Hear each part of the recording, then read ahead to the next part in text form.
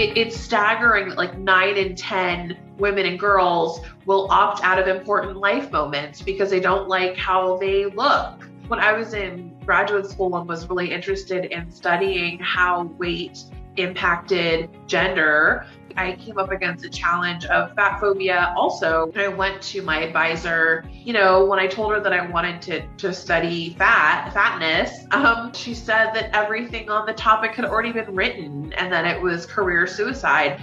The idea that she posed, which is that everything about the topic had been written, really speaks to fat phobia, which is like this idea that fat people aren't worth documenting, aren't worth writing about, aren't worth thinking about, aren't worth studying. We as a culture have been taught that fatness is an illness, not a natural, part of human diversity. And in actuality, what we know is that, right, there have always been higher weight people.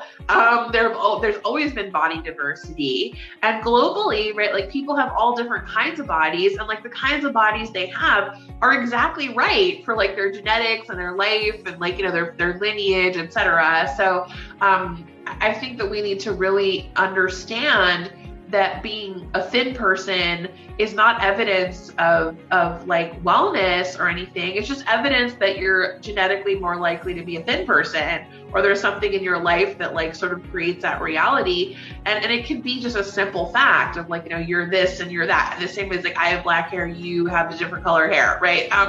It could be that simple. Okay, I don't usually demand sources, but this statement that 9 out of 10 women opt out of important life events because of how they look, how? Where? I need citations because that just isn't true. I'm a woman, I know many women, and I've never heard of someone not going to their own graduation or not having a wedding because they don't like how they look. That statistic just doesn't add up. It doesn't make sense. Next, being fat, and by fat, I mean obese, like the type of fat where it's very clear that someone has a lot of excess body fat, is not a normal part of human diversity. Normal diversity is different hair colors, skin colors, eye colors, height. But there are no genes that make someone genetically prone to being 300 pounds, in the same way that there are no genetic factors that lead someone to having purple eyes. That's just not a thing.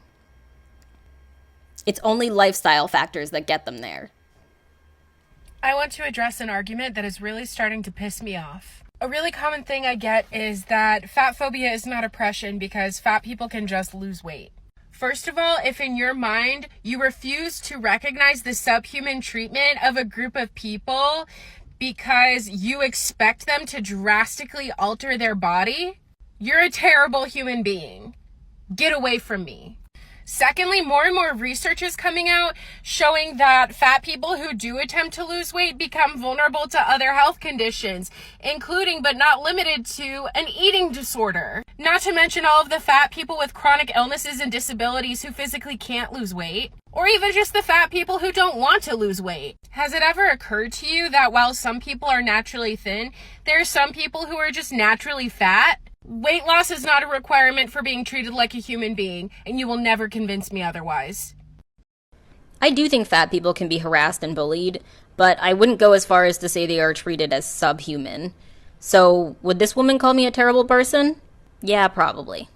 And she said that the new research shows that losing weight makes you vulnerable to other diseases, but the only disease she references is eating disorders, which is not new information. But first of all, you could already have an ED that made you unhealthy and caused you to gain weight. And second, making any significant life changes has its risks, whether it be starting a business or going to college. But having a defeatist attitude and choosing to stay living with a chronic illness like obesity is also incredibly risky long term. And while people can be unkind to fat people, being fat doesn't make you oppressed.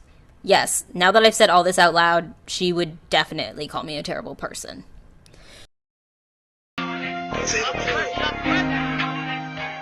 Yeah! Need to silence skinny people. They do not deserve platforms. There's something so funny about this. The way that she mentions the current beauty standard, which is to have a very curvaceous body, which is just a fetishization of the black body, so we could really go into that. What you do not realize is that is still skinny. Actual fat people face the most discrimination of any body type. Mind you, we go maybe 7 years max back in the past. If you had a flat ass and a flat chest and just stick and bones body type, you were the beauty standard. And in high fashion, you still are. Do not forget that in magazines like Vogue and other fashion brands, skinny is still the standard. It's high fashion, it's editorial. If you've watched any America's Next Top Model, you would know that. And it hasn't gone away. Aside from just being the beauty standard, which I honestly could give less than two shits about, the systemic oppression that fat people face will never affect skinny people the same way. There is no equal playing field. We'll always hold more privilege than us.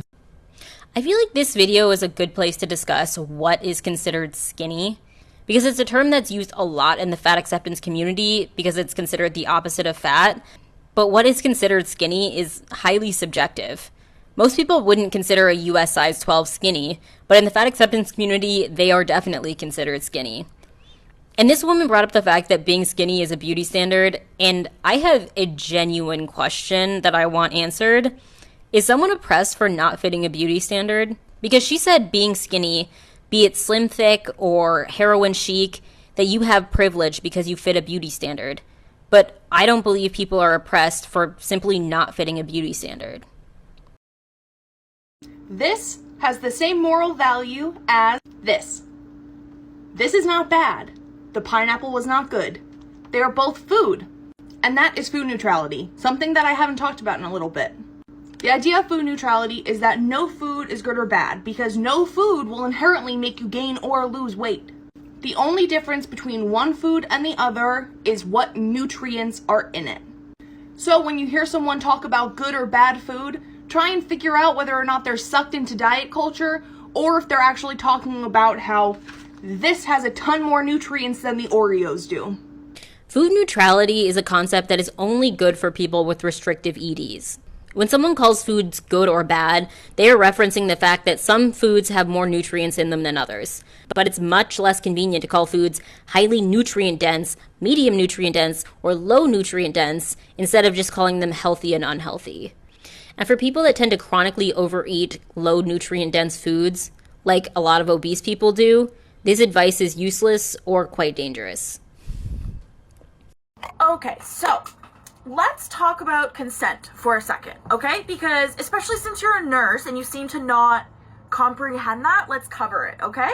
So I never asked for your opinion on my body, meaning if you give it to me, it's harassment, okay? Because I never consented to you giving me health advice, meaning when you do, it's unwanted, not needed, not wanted, and I never said yes to it. So don't do it and stop crossing people's boundaries, especially if you're a fucking nurse. Me saying no, I don't want your unsolicited health advice is me saying no. And then you ignoring that and then proceeding to give me the unsolicited health advice that I don't want anyway? Yeah, that's harassment. So don't fucking do it. And yeah, quit your job.